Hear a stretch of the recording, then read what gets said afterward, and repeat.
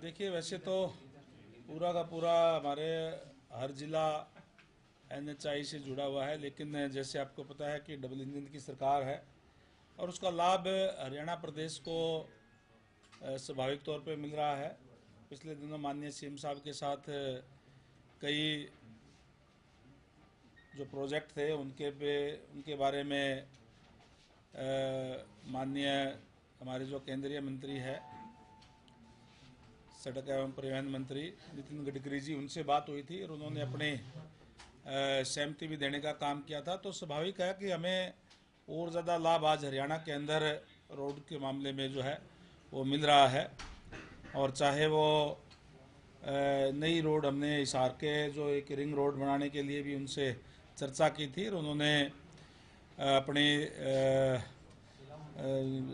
सहमति उस पर भी जताने का काम किया था कि जो जैसे ही कागज़ तैयार होकर के आएंगे हम उस पर भी सहमति देने का काम करेंगे। तो निश्चित रूप से उससे एक जाम से भी निजात मिलेगी और बहुत एक अच्छा रिंग रोड अगर हिसार के बाहर से बनेगा तो उसका भी लाभ जो है वो मिलेगा उसका।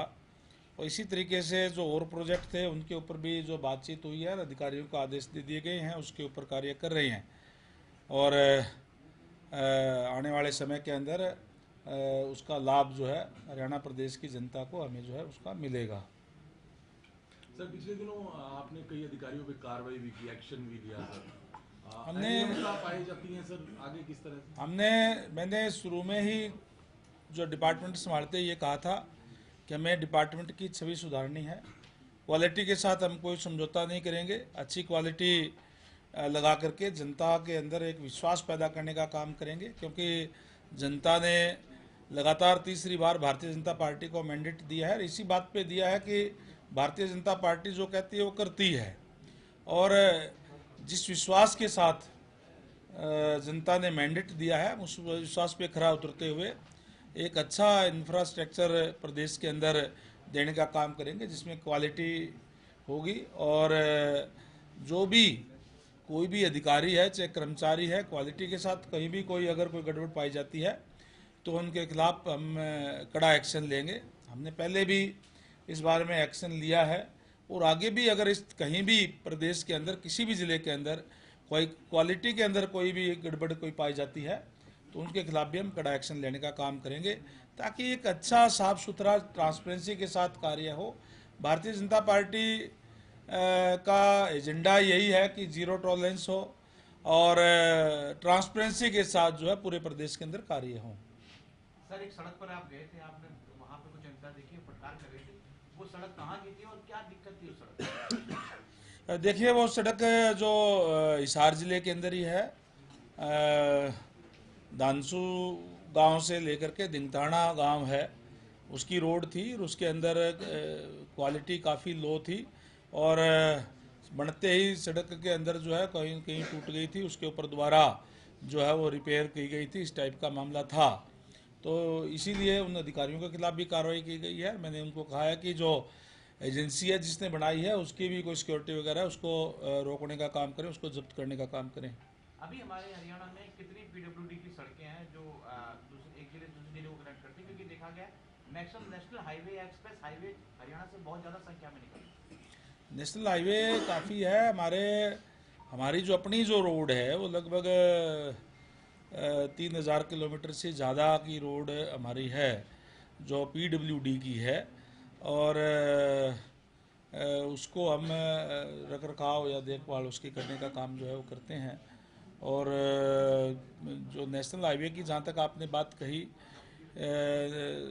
जैसे मैंने पहले कहा कि डबल इंजन की सरकार है तो आज निश्चित तौर पर उसका लाभ मिल रहा है। अच्छा इंफ्रास्ट्रक्चर होगा तो स्वाभाविक है कि वहाँ अच्छा व्यापार भी आएगा, व्यापारी भी आएगा, काम धाम भी जो है वो अच्छे होंगे, नए उद्योग भी वहाँ जो है वो लगेंगे, लोगों की जब सुविधाएं होगी तो उसका लाभ जो है प्रदेश को मिलता है। सर, किसान आंदोलन जो हो रहा है 6 तारीख से जाने की बात किसानों ने कही है, अब वो एक फॉर्म भरवा रहे हैं, गूगल फॉर्म सब किसानों से, और उसमें ये शपथ पत्र ले रहे हैं कि मरने के लिए तैयार हैं और जेल में जाने के लिए तैयार हैं। आप कैसे देखते हैं? देखिए, जहाँ तक हरियाणा सरकार की बात है, हरियाणा सरकार ने किसानों के लिए पहले भी हमारी सरकार जो है उनका दाना दाना खरीद करने का काम कर रही है। 24 फसलें हम यहाँ खरीद करने का काम कर रहे हैं। और माननीय सीएम साहब ने जो किसानों की मांग थी उसको मानते हुए एक कमेटी का भी गठन कर दिया गया है, जिसमें जस्टिस जो रिटायर्ड जस्टिस है नायब सिंह जी, उनकी अध्यक्षता के अंदर जो कमेटी का जो है गठन किया गया है और उन्होंने उनकी मांग को मान लिया गया है। तो हरियाणा के अंदर मैं समझता हूँ कोई ऐसा कोई इश्यू जो है नहीं। अभी भी अगर मैं बात करूँ हरियाणा प्रदेश की, तो हरियाणा के अंदर हमने जो कमेटी गठित की है इसको भी 22 नवंबर को अपनी रिपोर्ट माननीय न्यायालय के सामने प्रस्तुत कर दी थी, पहले जो थी उसने। और अब तक हमने जो है जो भी फसल खरीद करते हैं वो 72 घंटे के अंदर अंदर हम उसका पैसा किसानों को देने का काम करते हैं। और इस सीजन में भी अब तक 16,000 करोड़ रुपए सीधे किसानों के खातों में पहले ही डाले जा चुके हैं डीबीटी के माध्यम से। और पिछले 9 सीजन में 12 लाख किसानों के खातों में 1,26,000 करोड़ रुपए डाले जा चुके हैं। तो इस तरीके की व्यवस्था हमारी जो हरियाणा सरकार ने करने का काम किया ताकि किसानों को किसी प्रकार की दिक्कत परेशानी जो है वो ना आए। किसानों के लिए किसान देश की रीढ़ की हड्डी है और किसान के लिए हर वो काम करने सरकार जो कदम उठा रही है जिससे किसानों को लाभ हो और किसानों की आय बढ़ाने के लिए निरंतर सरकार का जो है प्रयास रहा है। लेकिन ये आंदोलन कर रहे हैं जो दिल्ली जाने की मांग है, उसको आप किस तरह से देख रहे हैं? देखिए, कानून व्यवस्था बिगाड़ने की इजाज़त किसी को नहीं दी जा सकती। पहले भी जिस तरीके से आंदोलन हुए जिसमें चाहे वो लाल किले पर चढ़ने की बात थी और जो जिस तरीके से लॉ एंड ऑर्डर की स्थिति आई, तो उसकी इजाज़त किसी को भी नहीं दी जा सकती। बाकी आराम से कोई भी जाए आए, कोई दिक्कत नहीं है। खापों ने भी समर्थन दिया है इस आंदोलन को किसानों के, उस पर क्या? देखिए, हरियाणा प्रदेश की जहाँ तक बात है, मैंने कहा कि हम एक एक दाना किसान का खरीद रहे हैं, सारी की सारी फसलें एमएसपी पे खरीद रहे हैं। तो मुझे लगता नहीं कि स्टेट का कोई इश्यू जो है किसानों का कोई बचा हुआ है। सर, टूटी फूटी सड़कों को लेकर कई जगहों पर टूटी फूटी सड़कें आपने भी देखा होगा सर, उनकी मेंटेनेंस के लिए क्या निर्देश दिए गए हैं? प्रदेश में अलग अलग जगहों पर जहां टूटी सड़कें हैं, क्या उनका फीडबैक लिया था? अधिकारियों को निर्देश दिए जा चुके हैं। मैंने सारी की सारी रिपोर्ट मंगा ली है कि जो भी जितने भी जो रोड है जो रिपेयर के लिए है, जिनकी ज़रूरत है इमीडिएट रिपेयर करने की, और हम प्राथमिकता के आधार पर उनको रिपेयर करने का काम करेंगे ताकि अच्छा जो है रोड प्रदेश के लोगों को जो मिल सके। सर, एक सवाल था, पीछे सरकार ने वादा किया था चुनाव में जाने से पहले कि जितने भी कर्मचारी जो HKRN के थ्रू लगे हैं उनको सरकार जॉब सिक्योरिटी दी। बिल भी आ गया सदन में, लेकिन अभी तक उसकी SOP जारी नहीं हो पाई और अभी भी HKRN की तरफ से ही सैलरी दी जा रही है, डिपार्टमेंट सैलरी नहीं दे रहा है। और सबसे ज़्यादा जो एम्प्लॉई है वो माना जा रहा है कि PWD के रेस्ट हाउसेज में है और PWD में ज़्यादा है। इनको लेकर के आप सजग हैं, क्या सोच रहे हैं, क्या आगे प्लानिंग है इनको लेकर? देखिए, भारतीय जनता पार्टी की सरकार है। भारतीय जनता पार्टी की सरकार, जैसे मैंने पहले कहा, जो कहती है वो करती है। हमने उनको माननीय नायब सैनी जी के नेतृत्व वाली सरकार ने जॉब की सिक्योरिटी देने का काम किया है, तो जॉब की सिक्योरिटी उनको देंगे और उनको किसी तरीके की कोई चिंता करने की ज़रूरत नहीं है। जब तक उनकी 58 साल की उम्र होगी तब तक उनको कोई नहीं हटा सकता। वो लगातार नौकरी भी करेंगे और जो बिल के जो एक्ट के मुताबिक जो हमने जो पास किया है उसमें जो जो प्रावधान है उसके तहत उनकी चाहे वो सैलरी बढ़ाने की बात हो और तमाम वो सुविधाएं जो उसके अंदर दी गई वो देने का काम हम करेंगे। लेकिन अभी तक डिपार्टमेंट ने मतलब हो जाएगा, अभी पास किया, अभी हाल ही के अंदर हुआ है, तो जो बाकी चीज़ें हैं वो फॉर्मेलिटीज वो भी पूरी कर ली जाएगी। Thank you. निकाय चुनाव हरियाणा के अंदर होने हैं, किस तरह की तैयारी है आप लोगों की, और काफ़ी लेट हो रहे हैं निकाय चुनाव, उसको क्या क्या कहें?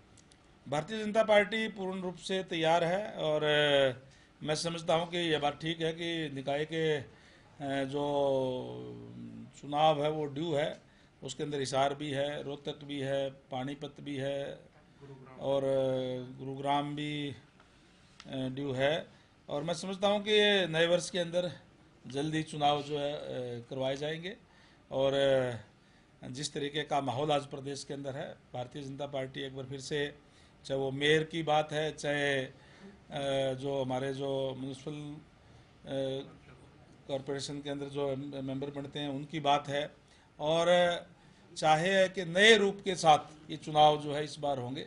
नए रूप के साथ इसलिए होंगे कि इस बार विशेष तौर से BC-A को भी BC-B को भी आरक्षण की व्यवस्था उसके अंदर की गई है। चेयरमैन से लेकर के मेंबर में, चेयरमैन के अंदर भी, मेंबर के अंदर भी, चाहे नगर पालिका है, चाहे नगर परिषद है और चाहे नगर निगम है, उनके अंदर ऐसी व्यवस्था की गई है कि BC-A और BC-B के लोग भी उसके अंदर आरक्षण के तहत उसके अंदर आएंगे। सदस्यता अभियान का भी तो लाभ मिलेगा सर, क्या लगता है जो चल रहा है उसका चुनाव में? ये तो हमारा रूटीन का काम है। भारतीय जनता पार्टी विश्व की सबसे बड़ी पार्टी है। सदस्यता अभियान हमारा जोरों पे चला हुआ है और टारगेट हमारे अध्यक्ष जी ने दिया हुआ है कि कम से कम 50,000 मेंबर जो है हर एक हल्के से बढ़ने चाहिए। उस पर हमारे तमाम कार्यकर्ता और नेतागण जो लगे हुए हैं। सर कई जिलों में एलिवेटेड रोड्स का प्रपोजल था सर, इजहार की बात की जाए तो वहाँ क्या उस पर कोई अभी काम शुरू हुआ है या कैसे? देखिए, जहाँ एलिवेटेड की जरूरत होगी तो वो भी देखेंगे, नहीं तो हम जाम से मुक्ति जरूर दिलाएंगे। उसकी ऐसी व्यवस्था करने का काम करेंगे ताकि शहर के अंदर जाम ना हो और लोगों को सुविधाएं मिले। उस पर हम काम जो है वो अभी कर रहे हैं। उसके लिए रिंग रोड की प्लानिंग होगी? उसके है, उसके जाकर आपने स्पेशली तौर पे अगर हिसार का जिक्र आपने किया है तो उसके अंदर अभी हमने सूर्यनगर का जो बहुत लंबा ब्रिज है उसको हमने अभी शुरू करने का काम किया है। साउथ बाईपास का ब्रिज हमारा बिल्कुल तैयारी पे है। एक हमारी एक रोड है जो तोसाम रोड से लेकर के और जो राजगढ़ रोड है उसको मिलाएगी, वो हम बना देंगे। तो मैं समझता हूँ कि जाम से काफ़ी हद तक उससे मुक्ति मिलेगी। बस यार थैंक यू।